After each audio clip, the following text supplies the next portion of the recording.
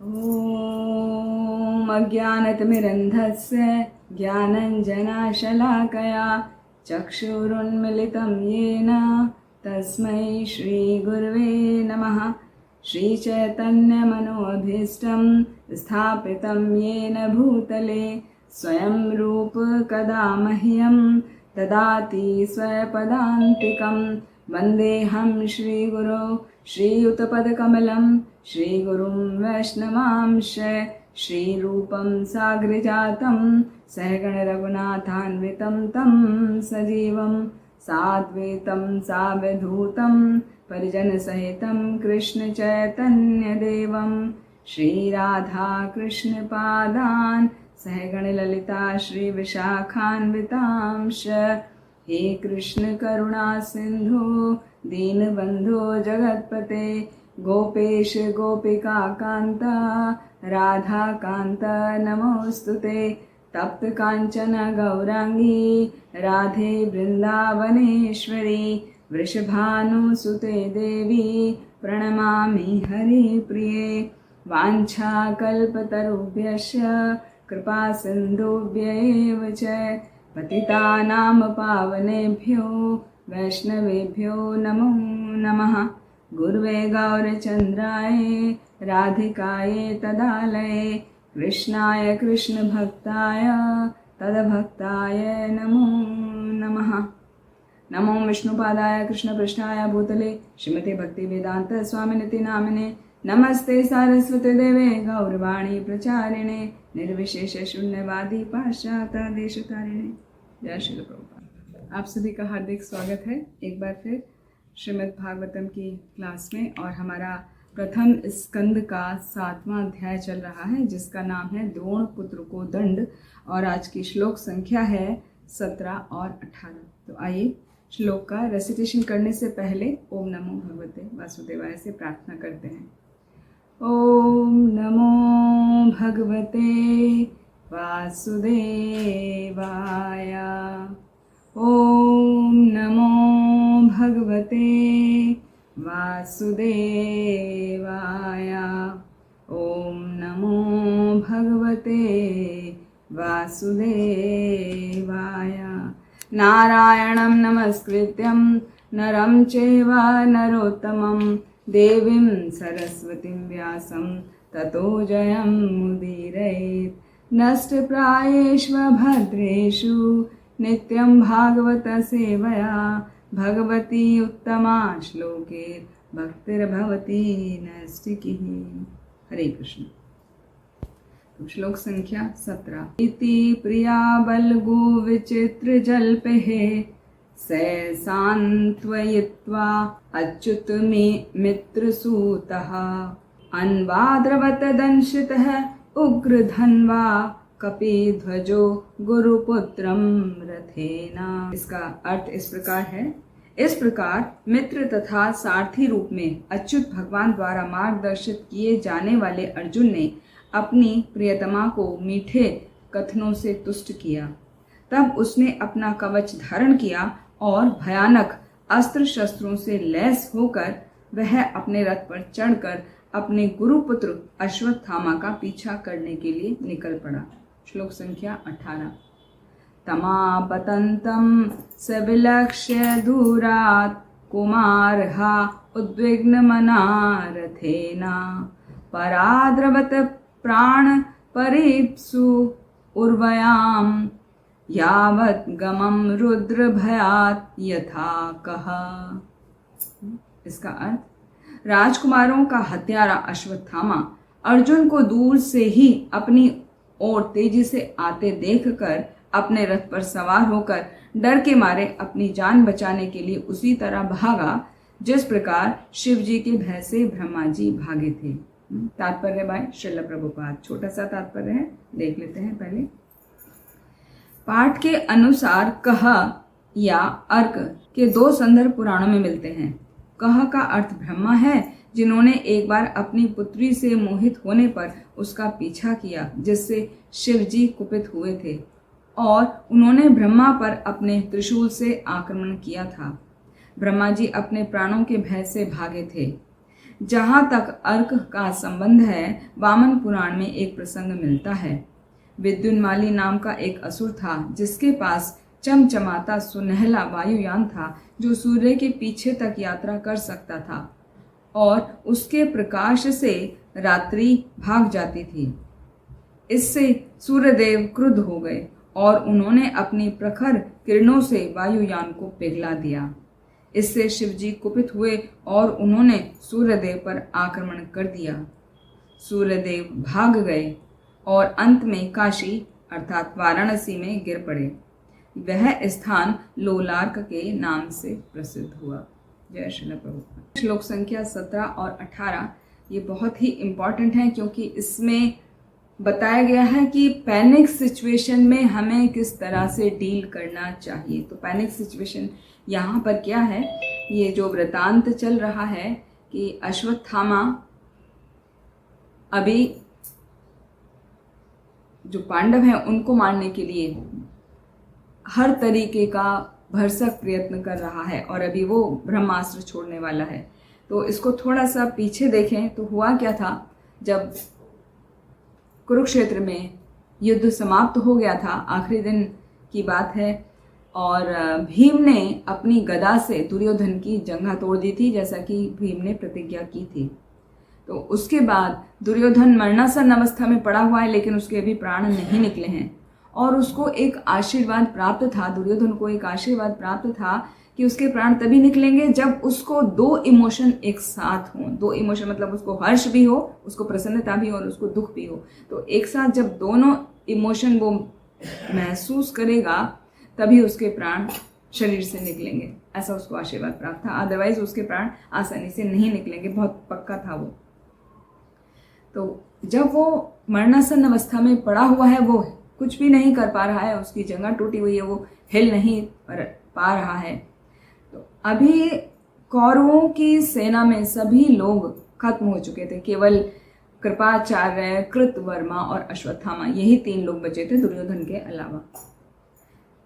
अश्वत्थामा के मन में बहुत ही अपने राजा दुर्योधन के प्रति भाव था, बहुत ज़्यादा, जिसको कहते हैं अंधभाव, वो था।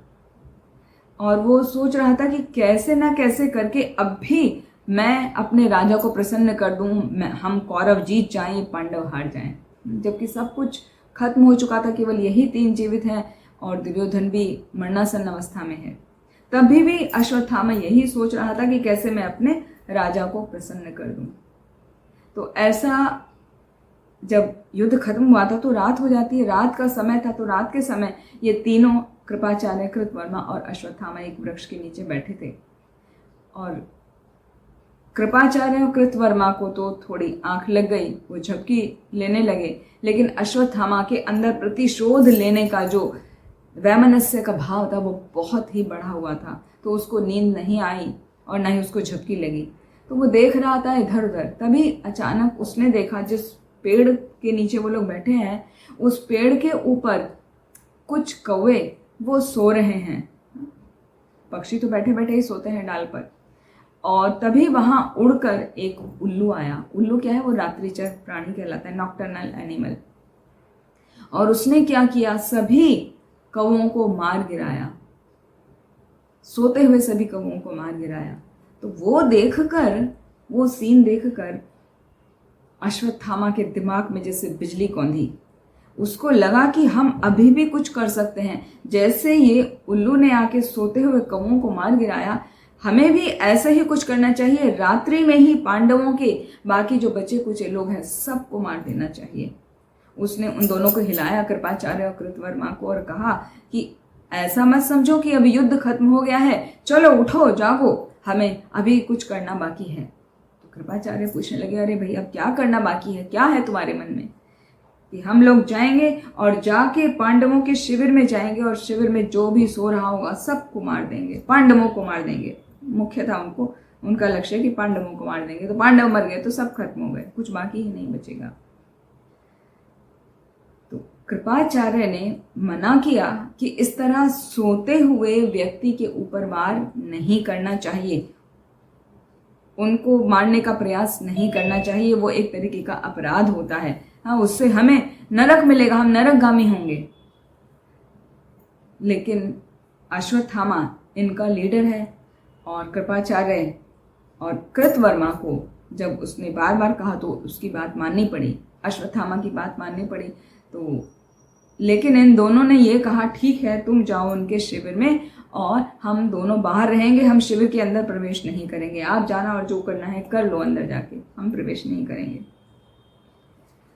तो युद्ध का एक नियम होता है, युद्ध का ये नियम होता है कि जो पार्टी जीत जाती है उस पार्टी को हारने वाली पार्टी के खेमे में जाकर देखना होता है, उनका हालचाल लेना होता है, जो बाकी सैनिक बचे हैं, जो बाकी लोग बचे हैं, और उन्हीं को सांत्वना देना होता है, जिससे उनको सांत्वना देके उनको शांत किया जा सके और उनको सहानुभूति दी जा सके। तो ये एक नियम होता है। तो उस रात भगवान कृष्ण सभी पांडवों को लेकर चले गए थे, कौरवों के ही खेमे में चले गए थे, और इस बात का उनको नहीं पता था, क्योंकि वो तो अश्वत्थामा और कृपाचार्य आदि ये बहुत ही दुख से व्याकुल थे, तो इनको वो बात याद नहीं रही, वो भूल गए। और वो सोच रहे हैं कि हम पांडवों के खेमे में जाके पांडवों को सोते हुए मार देंगे। अब ऐसा विचार लेकर जब वो अश्वत्थामा उनके खेमे में घुसा तो वहां वो देख रहा है 5 व्यक्ति कहीं सोते हुए हों दिखाई दें, तो उसको कहीं ऐसे दिखे नहीं, 5 लोग साथ सोते हुए। फिर एक खेमे से दूसरे खेमे में, इस तरह वो खेमों में ढूंढता रहा, खेमे मतलब टेंट में ढूंढता रहा। फिर अचानक उसको एक टेंट में 5 व्यक्ति सोते हुए दिखाई दिए, तो उसे लगा यही 5 पांडव हैं। तो क्रोध के कारण उसने देखा भी नहीं कौन है, और वो सोते हुए 5 के सिर काट दिए, धड़ से अलग कर दिए। और उस आक्रोश के कारण उसको ये था कि मैं ये सिर काट के इन सिर को ले जाके अपने राजा दुर्योधन को दिखाऊंगा, जिससे वो प्रसन्न हो जाए, एटलीस्ट मरते वक्त तो उसको प्रसन्नता प्राप्त हो जाए। वो कितना दुखी है, दुखी भाव से मरेगा तो वो अच्छा नहीं ना, प्रसन्न होकर मरना चाहिए। तो इस भाव से उसने क्या किया, वो 5 के सिरों को एक बड़ी सी थाली में, प्लेट में रखा और खेमे से बाहर आ गया। और बाहर वो कृतवर्मा और कृपाचार्य वेट कर रहे थे कि बाहर कोई आएगा बच के तो वो मार देंगे, लेकिन बाहर तो कोई आया ही नहीं था, क्योंकि इसने अश्वत्थामा ने किसी को मारा ही नहीं, वो तो पांडवों को ढूंढ रहा था। तो जब वो 5 के सिर लेकर बाहर आया तो अभी सब तीनों मिलकर गए दुर्योधन के पास, और दुर्योधन के पास जाके दुर्योधन को अश्वत्थामा कहने लगा कि देखो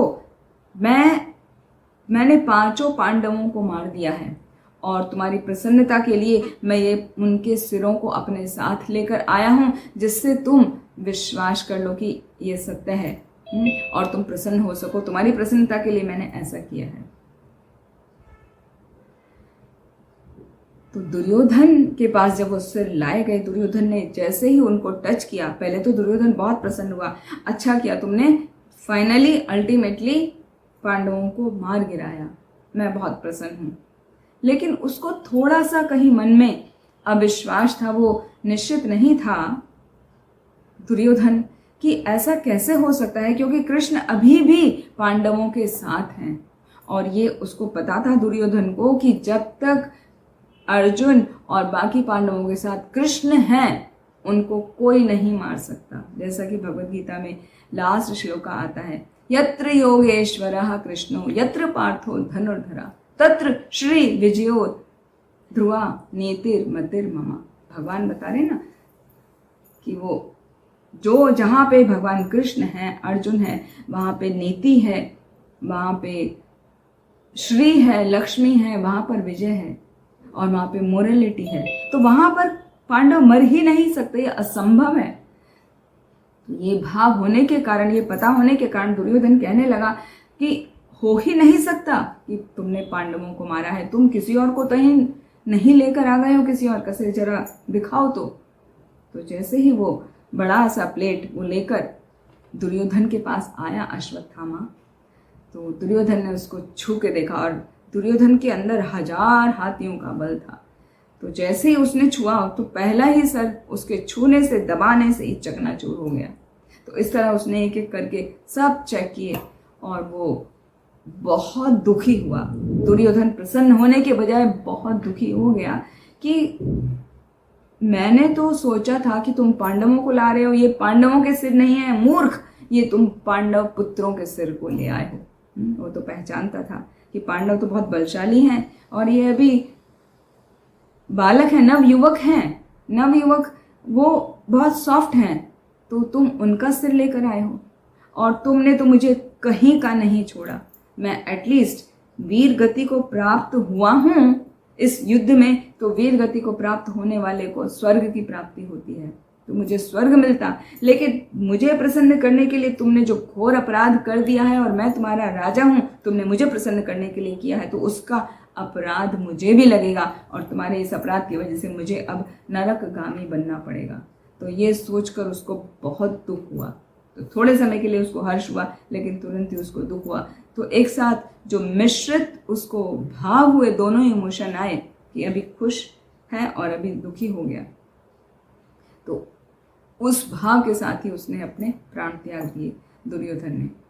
और उसका ऐसा भाव देखकर अश्वत्थामा बहुत बहुत दुखी हुआ कि मैं अपने राजा को मरते वक्त भी प्रसन्न नहीं कर पाया। तब उसने सोचा कि मैं अभी कैसे भी करके पांडवों को तो मार ही दूंगा, और मेरे पास क्या है, ब्रह्मास्त्र है। ब्रह्मास्त्र कभी भी विफल नहीं जाता, जिसके भी नाम से छोड़ो उसको वहीं पर जाके अटैक करता है और सिर्फ उसी व्यक्ति को अटैक करता है, ये नहीं कि सभी को मार देगा। तो मेरे पास अब ब्रह्मास्त्र है, लास्ट उपाय मैं वो करूंगा। तो ऐसा सोचकर उसने ब्रह्मास्त्र एक नहीं दो ब्रह्मास्त्र छोड़े, एक पांडवों को मारने के लिए और एक पांडवों के जो प्रपौत्र हैं, परीक्षित महाराज जो अभी उत्तरा के गर्भ में हैं, उसको मारने के लिए, कि उनके पूरे वंश का ही मैं नाश कर दूंगा। तो जब पांडवों को मारने के लिए अश्वत्थामा ने ब्रह्मास्त्र छोड़ा, तो अर्जुन को तो टेक्निक आती है ना ब्रह्मास्त्र को वापस लेने की, तो उसने प्रेयर करके वो ब्रह्मास्त्र को वहीं पर शांत कर दिया और वो ब्रह्मास्त्र पांडवों का कुछ नहीं बिगाड़ पाया। और दूसरा ब्रह्मास्त्र जब परीक्षित महाराज को गर्भ में मारने का प्रयत्न किया, अश्वत्थामा ने छोड़ा, तो जैसे ही उत्तरा को महसूस हुआ कि बहुत ही गरम गरम चीज, कुछ लोहे जैसी गरम चीज मेरे ओर बढ़ती जा रही है, तो वो तुरंत भागी भगवान के पास। वो उसने किसी की शरण नहीं ली, पांडवों के पास नहीं गई, जबकि पांडव वहां पर उपस्थित थे। वो बलशाली हैं, वो कंट्रोल कर सकते हैं, लेकिन उसको भी पता है यत्र योगेश्वरः कृष्ण, जहां पर वो योगी राज भगवान कृष्ण उपस्थित हैं, वहां किसी प्रकार का कोई अनिष्ट हो ही नहीं सकता। इसीलिए वो वहां गई और वहां जाकर उसने प्रार्थना की, पाहि पाहि महायोगी देव देव जगतपते, नान्यम त्वद अभयम पश्ये यत्र मृत्यु परस्परम। कि हे देव, आप कृपया करके मेरी रक्षा करो।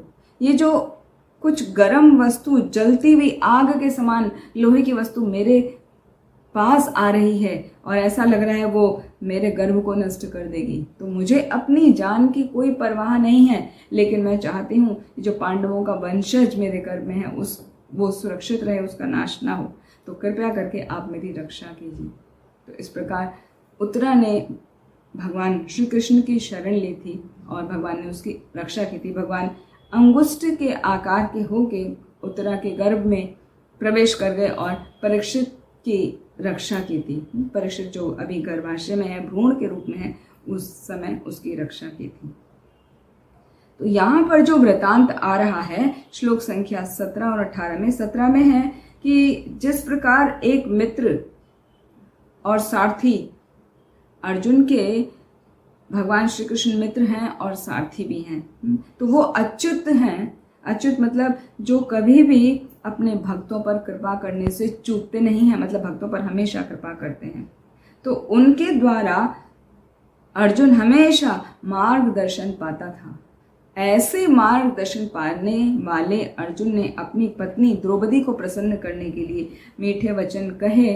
क्या कहे वो हमने कल सुना था, जब वो कह रहा था अर्जुन कि हे द्रौपदी तुम रो मत, जब वो 5 पुत्रों के मृत्यु पर द्रौपदी रोने लगी थी। पहले वो बेहोश हो गई थी, फिर वो जब उसको होश आया तो वो रोने लगी थी, और उसको रोता हुआ देखकर तब शुरू में उसका दृष्टि गई भीम के पास में।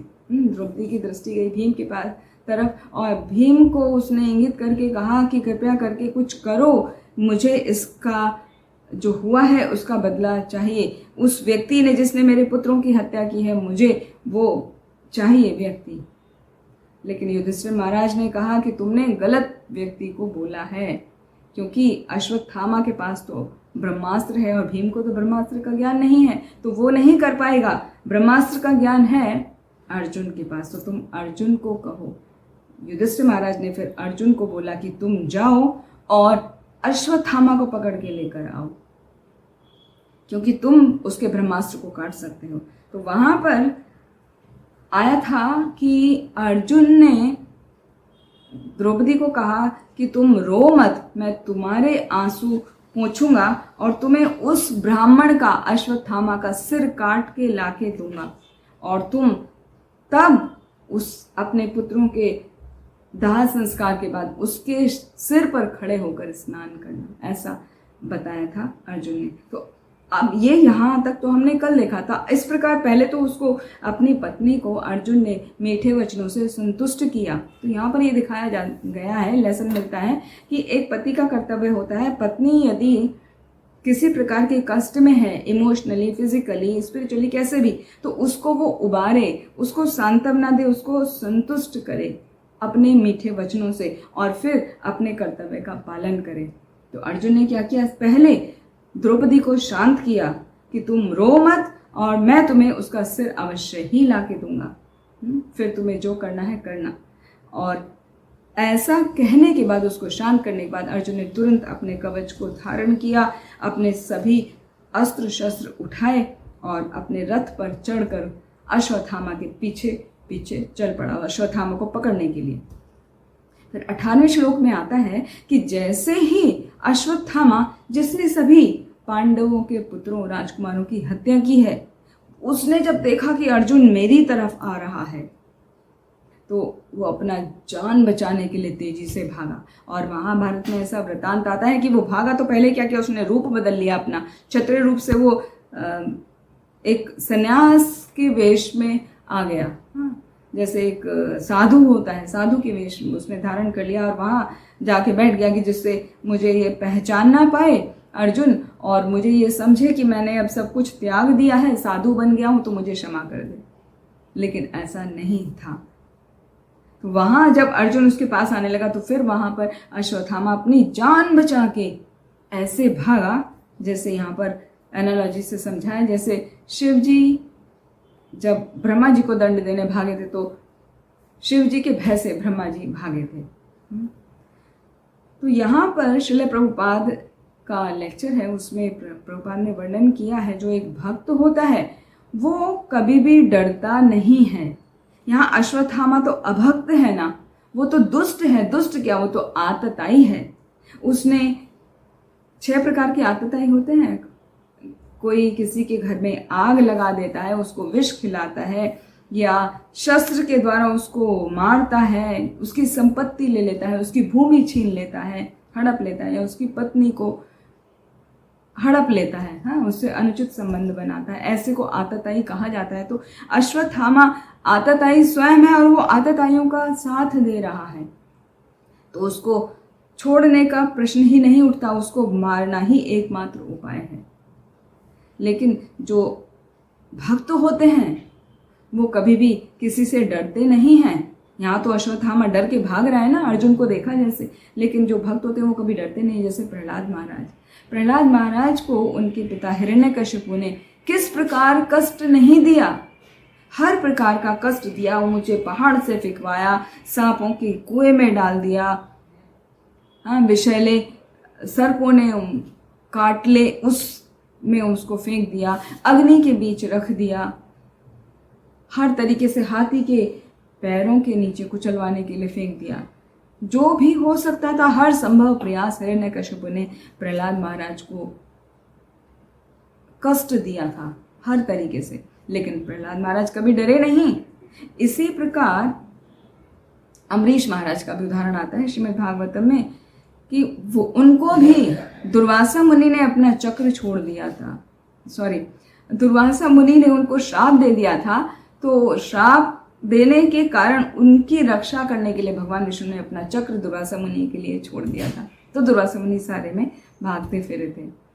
तो कहने का अर्थ ये है, जो एक भक्त होता है उसको चाहे कितना भी कष्ट आ जाए, संकट आ जाए, वो हर संकट में भगवान को याद करता है, क्योंकि उसको पता है in every step there is danger. हर कदम कदम पर विपदा ही आती है। हाँ, श्रीमद् भागवतम में श्लोक आता है ना, पदम पदम यद विपदाम न तेषाम। हर कदम कदम पे विपदा आती ही है। तो यदि हमको विपदाओं से बचना है तो उसका एकमात्र उपाय है हमें भगवान कृष्ण की शरण में जाना चाहिए। जैसे उत्तरा गई, उत्तरा को जैसे ही कष्ट पता चला कि बहुत भयंकर कष्ट आ रहा है मुझ पे, उसने तुरंत भगवान की शरण ली। अम्बरीश महाराज ने तुरंत भगवान की शरण ली। प्रहलाद महाराज ने सदैव भगवान की शरण ली। तो यहाँ पर एक छोटी सी एक स्टोरी याद आ रही है कि किस प्रकार व्यक्ति को भगवान की शरण लेनी चाहिए और एक साधारण व्यक्ति शरण नहीं लेता है। इसको कहते हैं ना, सुख में सुमिरन सब करे, दुख में करे न कोय, जो सुख में सुमिरन करे, दुख काहे को होए। यदि कोई सुख में सुमिरन कर ले तो दुख आए ही नहीं, क्योंकि दुख में सुमिरन होता ही नहीं है। और यदि कोई सुख में सुमिरन करेगा तो दुख आएगा ही नहीं, उसको पूर्ण भरोसा रहेगा भगवान पे। तो श्रील प्रभुपाद एक स्टोरी कोट करते हैं अपने लेक्चर में कि एक बार कुछ यंगस्टर जो हैं वो सी में शिप पे घूमने गए। उनका इच्छा हुई कि शिप पे घूमा जाए। उस दिन उनका ऑफ था अपने काम से। तो उन्होंने देखा एक शिप पे, शिप चलाने वाला चालक कौन है, एक कैप्टन है, रिटायर्ड कैप्टन है, तो एक्सपीरियंस्ड है, उसको कोई घबराने की ज़रूरत नहीं है, हम लोग सुरक्षित हैं। पहली बार जा रहे थे वो बच्चे सब, नवयुवक और नवयुवतियाँ थे।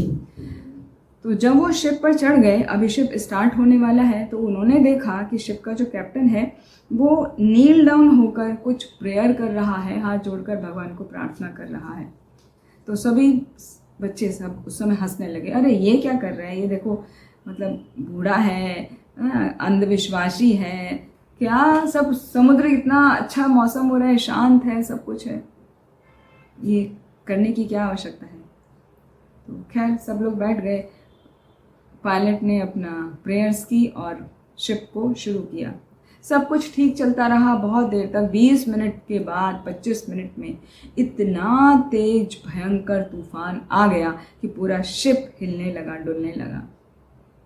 अभी सब स्टूडेंट्स जो थे, यंगस्टर्स, वो सब परेशान हो गए, वो डर गए कि अब क्या करें, और डर के मारे वो अपने अपने सब याद करने लगे भगवान को। और वो कहने लगे कि अरे आप तो एक अच्छे भक्त दिखाई देते हैं, आप भगवान को प्रार्थना करो ना, आपकी प्रार्थना करने से क्या होगा, ये तूफान है वो चला जाएगा। तो जो शिप चलाने वाला पायलट था उसने कहा उन लोगों को, उन स्टूडेंट्स को कि नहीं, मैंने अपनी प्रेयर्स पूरी कर ली हैं, मुझे अब वापस प्रेयर करने की ज़रूरत नहीं है, अब तो मुझे अपना कार्य करना है। तो वहाँ पर हमें ये टीचिंग मिलती है कि यदि किसी भी प्रकार का कोई कष्ट आने से पहले ही हम भगवान को प्रार्थना कर लेते हैं तो हमें पूरा दृढ़ विश्वास रहता है, हम डरते नहीं हैं। शोक मोह भया अपहा, वो सब दूर चले जाते हैं और हम अपने कर्तव्य का ठीक से पालन कर पाते हैं। यही सही तरीका है अपने कर्तव्य को करने का। भगवान भी बोलते हैं भगवद गीता में, माम अनुस्मर युद्ध जय। अर्जुन को कहते हैं मेरा स्मरण करते हुए युद्ध करो। अर्जुन को ये नहीं कहते कि तुम बैठ के जप करो या केवल मेरे ही बारे में सोचो, मेरा चिंतन करो, अपना कर्तव्य मत करो। माम अनुस्मर, पहले मेरा अनुस्मरण करो, मतलब पहले मेरा चिंतन करो, मुझे याद करो, मेरे प्रेयर्स करो और उसके बाद अपने कर्तव्य में लग जाओ। तो तुम्हारा कर्तव्य है युद्ध करना, तो युद्ध जय, युद्ध करो। तो यहाँ पर हमें ये सीखने को मिलता है कि हमें सदैव ही भगवान को प्रार्थनाएं करनी चाहिए। जब हमारी कंडीशन अच्छी है तब भी ये ना सोचें कि हमें जब दुख आएगा तभी हम भगवान को प्रेयर्स करेंगे। जैसे यहाँ पर पांडवों के ऊपर दुख चल रहा है। अश्वत्थामा हर भरसक प्रयास कर रहा है उनको दुख देने का, तो केवल वो उसी समय प्रेयर नहीं कर रहे हैं, वो सदैव ही प्रेयर कर रहे हैं। तो जब सदैव प्रेयर करते हैं तो व्यक्ति कभी भी घबराता नहीं है और वो अपना पूरे कंसंट्रेशन के साथ में, पूरे फोकस के साथ में अपनी ड्यूटी को कर सकता है। जैसे अभी हमने पायलट की स्टोरी सुनाई, वो शिप जो चला रहा था वो घबराया नहीं, उसने कहा अब मैं मेरी ड्यूटी करता हूँ, अब मुझे प्रेयर की आवश्यकता नहीं है, तुम प्रेयर करो। तो ये यहाँ पर बहुत बड़ी हमें टीचिंग मिलती है देखने को। तो ये जो श्लोक है, इस श्लोक में देखा जाए तो बहुत सारी पॉइंट्स हम कलेक्ट कर सकते हैं श्लोक संख्या 17 और 18 से, कि जब पेनफुल सिचुएशन होती है तो पेनफुल सिचुएशन में हमें किस तरह हैंडल करना चाहिए। हमें कभी भी घबराना नहीं चाहिए, डरना नहीं चाहिए और कोशिश करना चाहिए अपनी चेतना को हमेशा अच्छी रखें। तो पहला टीचिंग तो यही हुआ कि माम अनुस्मर युद्धचे। हाँ, जैसे कि दुख में सुमेदन सब करें, साधारण भाषा में इसको बोलते हैं। अदरवाइज हम कह सकते हैं भगवत गीता में माम अनुस्मर युद्धचे, कि हमें पहले भगवान का स्मरण करना है, फिर अपने कर्तव्य को करना है, तो हमें सफलता जरूर मिलती है। दूसरा टीचिंग हमें यहाँ ये मिलती है कि जिस प्रकार की हमारी चेतना होगी वैसे ही व्यक्ति कार्य करता है। जैसे यहाँ पर कृपाचार्य ने मना किया था अश्वत्थामा को कि वो सो रहे हैं, सोते हुए का सिर मत काटो, क्योंकि वो बहुत बड़ा अपराध है, उससे हमें नरक मिलेगा, वो सही कार्य नहीं है। क्योंकि सोता हुआ व्यक्ति का अर्थ होता है वो मर गया है, कोई एक्टिविटी नहीं कर रहा है, कुछ देख नहीं रहा है, कुछ सुन नहीं रहा है, वो मरे के ही समान है। और ऐसे मरे हुए व्यक्ति को तो मारोगे तो क्या होगा, तुमको अपराध लगेगा। तो जैसी चेतना होती है वैसे ही व्यक्ति कार्य करता है। अश्वत्थामा की चेतना कैसी थी, उसको हर समय यही लगता था दुर्योधन के साथ में रहते हुए कि मेरे साथ गलत हुआ है, हाँ मैं विक्टिम हूँ। विक्टिम वाला जो भाव आ जाता है ना कि सब कुछ मेरे ही साथ गलत होता है, मेरे ही साथ ऐसा क्यों हुआ। तो विक्टिमाइजेशन वाली जब हमारे थॉट प्रोसेस हो जाता है तब हम गलतियाँ करते हैं। तो वो थॉट प्रोसेस कभी नहीं आने देना चाहिए और उससे बचने का तरीका है कि हम साधु की, शास्त्र की और गुरु की शरण लें। तो जब हम गुरु की, साधु की और शास्त्र की शरण लेते हैं, उनसे पूछते हैं कि हमको क्या करना चाहिए, अपनी सिचुएशन को बताते हैं, तो हम राइट डिसीजन ले पाते हैं। वरना पेनफुल सिचुएशन में राइट डिसीजन लेना आसान नहीं है। क्योंकि क्या होता है, sinful activities make our heart hard. जब हमारे कोई पाप कर्म होते हैं, हमारी गलतियां होती हैं, तो हम यदि उनको छिपाते हैं तो क्या होता है, हमारा हार्ट जो है, हमारा हृदय, वो पत्थर के जैसा हो जाता है। हमें दूसरों के इमोशंस भी ध्यान नहीं आते हैं और ऐसे में कोई पैनिक सिचुएशन आ जाए तो हम राइट डिसीजन नहीं ले पाते। तो जनरली क्या होता है, पैनिक सिचुएशन में लोग या तो फाइट करते हैं या तो फ्लाइट करते हैं, मतलब या तो छोड़ के भाग जाते हैं या तो उसके अगेंस्ट लड़ते हैं। जैसे श्रीमद् भागवतम में उदाहरण आता है पैनिक सिचुएशन को कैसे हैंडल करना चाहिए। यहाँ तो अश्वत्थामा का उदाहरण चल ही रहा है, अश्वत्थामा और अर्जुन का द्रौपदी के परिप्रेक्ष्य में। एक जब 10वां स्कंद पढ़ते हैं, वहां पर आता है जब देवकी का विवाह वसुदेव के साथ हुआ और कंस अपनी बहन को प्रेम पूर्वक विदा करा के ले जा रहा है, तो आकाशवाणी से पहले बहुत ही अपार प्रेम है उसको अपनी बहन के प्रति, स्वयं उनका रथ हाँक रहा है ना, जबकि उसके पास कितने अच्छे अच्छे सारथी हैं, फिर भी आउट ऑफ लव वो अपनी बहन और बहनों के प्रति जो प्रेम है उसके कारण वो स्वयं उनका सारथी बना और उनका रथ लेके जा रहा है। लेकिन जैसे ही उसने आकाशवाणी सुनी कंस ने कि इसका 8वां पुत्र तुम्हें मारेगा, वही तुम्हारे मृत्यु का कारण होगा, तो क्या किया कंस ने, कंस का सारा प्रेम तुरंत काफूर हो गया, मतलब तुरंत उड़न छू हो गया, चला गया, कहीं गायब हो गया उसका प्रेम। और उसके मन में ये भाव आया कि कैसे मैं अपनी रक्षा करूं, और ये जो स्थिति पैदा हो रही है, जो पैनिक सिचुएशन आ रही है, उससे बचने का एक यही उपाय है कि उसका कारण को ही खत्म कर दूं, मैं उसके कॉज को ही मिटा दूं, तो वो सिचुएशन ही नहीं आएगी। तो ऐसा सोचकर उसने देवकी पर आक्रमण किया कि मैं तुझे ही मार देता हूं तो तेरा कोई पुत्र होगा ही नहीं, तो मुझे कोई कैसे मारेगा। तो पैनिक सिचुएशन आने से व्यक्ति का जो भाव है वो बदल जाता है, और जो उसकी सिंफुल एक्टिविटी होती है ना, उसी के अकॉर्डिंग वो कार्य करता है। क्योंकि कंस तो पहले से ही सिंफुल है ना, तो इसीलिए उसने सिंफुल कार्य किया। भले ही वो बहुत प्रेम भाव में आ रहा था, लेकिन तुरंत उसका वो सिंफुल एक्टिविटी प्रकट हो गई। लेकिन यहाँ पॉइंट है नोट करने का कि किस तरह पैनिक सिचुएशन में हमें इंटेलिजेंस से काम लेना चाहिए। अभी वसुदेव बहुत ही इंटेलिजेंट हैं, बहुत ही पेशेंस रखते हैं, बहुत ही धैर्य है उनके अंदर, और वो सत्यवादी हैं। तो उन्होंने क्या किया, अपनी बुद्धि से काम लिया, अपनी बुद्धि से काम लिया, और ये जो पैनिक सिचुएशन है उसको पूरा पलट दिया। वसुदेव ये भी कह सकता था कि तुम अपनी बहन को मत मारो, मुझे मार दो, तो कंस क्या करता था, मार देता था ना, कि उसको मत मारो, तुम मुझे मार दो। लेकिन वसुदेव ने क्या किया, वसुदेव ने कहा कि अरे तुम्हें उसका पुत्र ही मारेगा ना, तो तुम चिंता मत करो, हमारे जो भी संतान होगी हम तुमको लाके दे देंगे। वसुदेव बहुत ही सत्यवादी थे, तो कंस को ये पता था कि ये वसुदेव ने बोला है तो ये सत्य वचन है, उसका वो पालन अवश्य करेगा, वो झूठ नहीं हो सकता। तो ये बोल रहे हैं कि अपने संतान को लाके देंगे तो अवश्य ही दे देंगे। तो वो विश्वास करके कंस ने देवकी वसुदेव को छोड़ दिया और उन्हें कारागार में डाल दिया। तो इस प्रकार अपनी बुद्धि से सिचुएशन को थोड़ा पीछे कर दिया, और फिर धीरे धीरे उसको टैकल किया।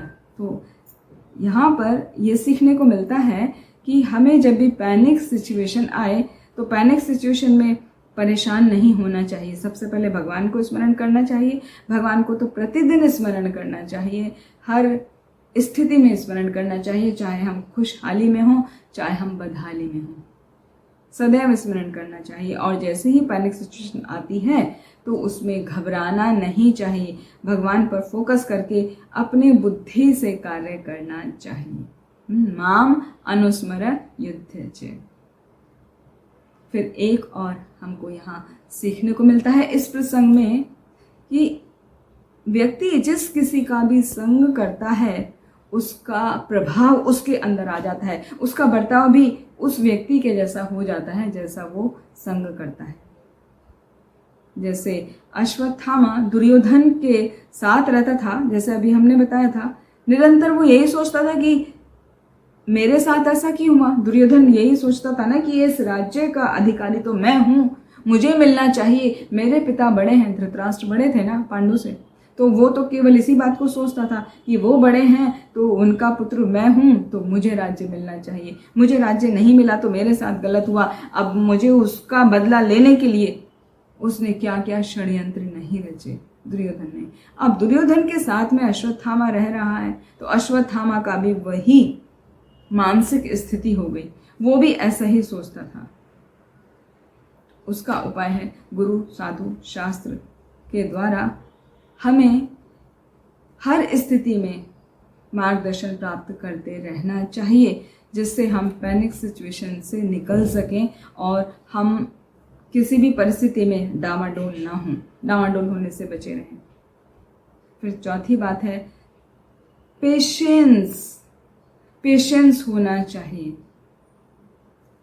पेशेंस, धीर व्यक्ति किसे कहा जाता है? One who is not disturb even though there is cause of disturbance.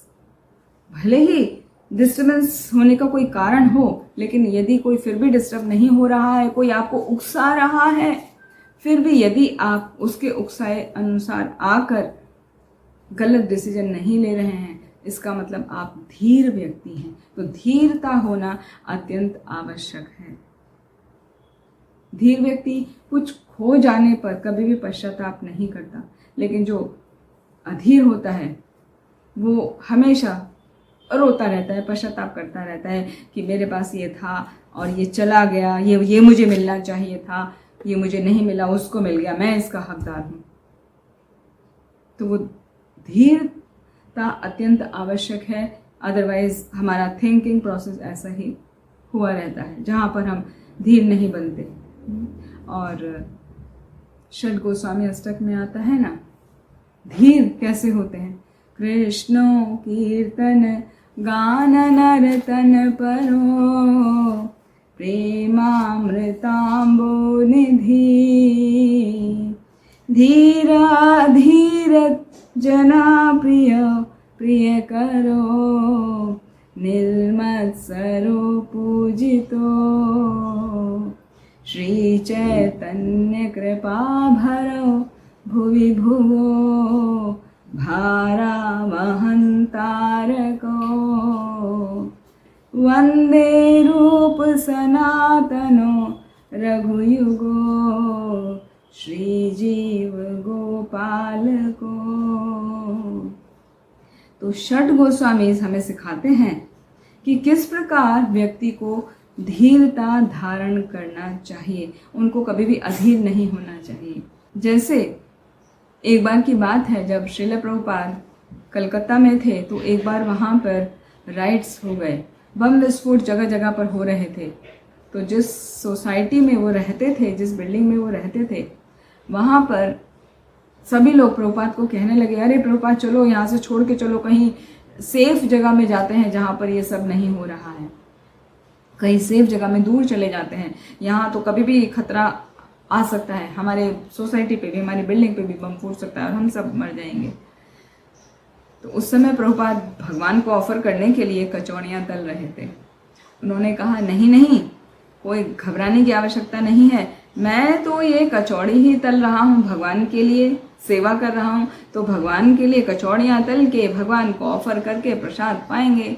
अब ऐसे में यदि बम फूट जाए, कुछ हो जाए, तो हमारा कुछ नहीं होगा, हम सीधे भगवत धाम जाएंगे, क्योंकि हम तो भगवान की ही सेवा में लगे हैं।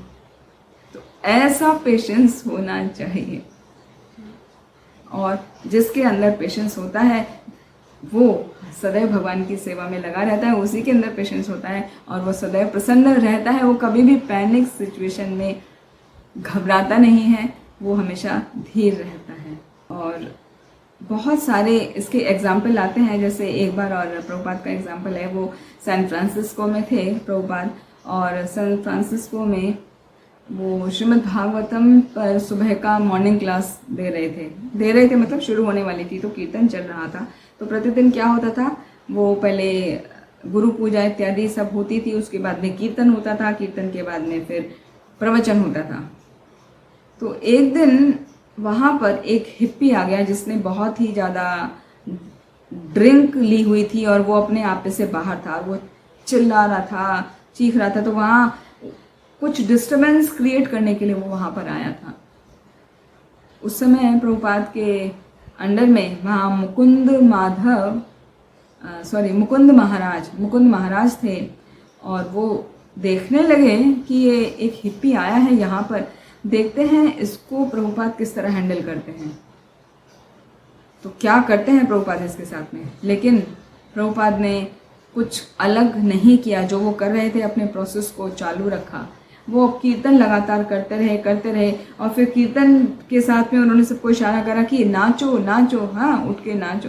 तो सब लोग नाचने लगे, कीर्तन और ज़्यादा तेज आवाज़ में करने लगे। तो वो जो व्यक्ति था, हिप्पी था, वो परेशान हो गया। तो वो और चिल्ला रहा है कि मैं कैसे सबको परेशान करूँ, चिल्ला के तरह तरह की आवाज़ें निकाल के सबको डिस्टर्ब करने की कोशिश कर रहा है। मगर प्रभुपाद नहीं रुके, तो कोई भी नहीं रुका। और कुछ समय के बाद जब सब लोग थक गए, तो प्रभुपाद को लगा अभी काफ़ी हो गया है। तो प्रभुपाद जय ओम विष्णुपाद परमहंस परिव्राजकाचार्य, वो भक्ति सिद्धांत सरस्वती महाराज की जय, वो इस प्रकार जब बोलने लगे तो जय जयकार करने लगे, सब लोग नीचे झुके प्रणाम करने लगे। उस वक्त वो हिप्पी बहुत ही परेशान हो गया, बहुत ही थक गया कि यहाँ पे मेरा करने से कुछ नहीं होने वाला, ये तो अलग ही दुनिया के लोग हैं, चलो मैं कहीं और चलता हूँ। तो ये सोच के वो वहाँ से चला गया। और इस प्रकार जो सिचुएशन थी, जो सबको दुविधा में डाल सकती थी, उस सिचुएशन को कैसे शांति से श्रील प्रभुपाद ने हैंडल किया। इसीलिए कहा जाता है कि पेशेंस अत्यंत आवश्यक है। जब हमारे अंदर धैर्य होता है, धीरता होती है, अधीर नहीं होते हम, तो हम हर मुश्किल से मुश्किल सिचुएशन को भी आसानी से हल कर लेते हैं। उसमें आप ढूंढ पाते हैं कि किस प्रकार करना चाहिए। जैसे यहाँ पर वर्णन किया गया है कि ब्रह्मा जी भागे शिव जी के डर से, क्योंकि शिव जी ने उनको दंड देने का प्रयास किया। वो अपने पुत्री की तरफ अट्रैक्ट होके जब उनके पीछे भागे तो शिव जी को लगा रहे ये क्या बेवकूफ़ी हो रही है, तो उसको दंड देना चाहिए, उसको रोकना चाहिए। तो जैसे ही शिव जी को भागते हुए देखा, ब्रह्मा जी वहाँ से उड़नछू हो गए, भाग गए। इसी प्रकार यहाँ पर सूर्यदेव का भी वर्णन आ रहा है कि सूर्यदेव भी वहाँ से भाग गए और जहाँ पर वो रुके वो स्थान कहा जाता है लोलाट। तो ये पूरे जो दोनों श्लोक हैं, इसमें हमें ये टीचिंग मिलती है कि हमें हर स्थिति में धैर्य रखना चाहिए और अपनी चेतना को शुद्ध रखना चाहिए। हमें सदैव भगवान का स्मरण करते रहना चाहिए, जैसे अम्बरीश महाराज ने किया। सवै मनः कृष्णा पदारविंदयोः, अपने मन को सदैव भगवान कृष्ण के चरणों में लगाकर रखा। और ये सब तभी होता है कि हम सिचुएशन में, पैनिक सिचुएशन में पैनिक होके कोई गलत काम ना करें। उसको शांत रखने का एकमात्र यही तरीका है जब हम गुरु की शरण में जाते हैं। तो गुरु की शरण में जाना चाहिए। श्रीमद् भागवतम में वर्णन आता है, तस्मात् गुरुम प्रपद्येत जिज्ञासु श्रेयम उत्तमम शाब्दे परे च निष्णातम ब्रह्मणि उपशम आश्रयम। जब हम उन गुरु की शरण में जाते हैं जिन्होंने प्रवीणता प्राप्त करी हुई है आध्यात्मिकता में, आध्यात्मिक शिक्षा में जो पूरे प्रवीण हैं, वो ही हमें ज्ञान दे सकते हैं कि हमें किस प्रकार भगवान की भक्ति में लगे रहना चाहिए, शांत रहना चाहिए, सदैव भगवान के नाम का कीर्तन करना चाहिए। क्योंकि ये कलियुग ही कलियुग में सबसे अच्छा साधन है हर प्रकार के दोषों से बचने का, भगवान के नाम का जप किया जाए। कलेर दोषे निधे राजन अस्ति ही एको महान गुणा कीर्तनादेव कृष्ण से मुक्त संगम परम व्रजेत। तो जब हम भगवान के नामों का कीर्तन सदैव करते रहते हैं, मन से और बुद्धि से अपने कार्यों को करते रहते हैं, तो हम हर पैनिक सिचुएशन से आसानी से बाहर निकल सकते हैं। इसी के साथ ही आज के सत्र को यहीं विराम देते हैं। अगले सत्र में इसके आगे फिर चर्चा होगी। आप सभी का बहुत बहुत धन्यवाद। वांछा कल्पतरुश्च कृपा सिंधुभ्य एव च पतितानां पावनेभ्यो वैष्णवेभ्यो नमो नमः। हरे कृष्ण। किसी का कोई प्रश्न है तो पूछ सकते हैं। कृष्ण जानकी माता जी।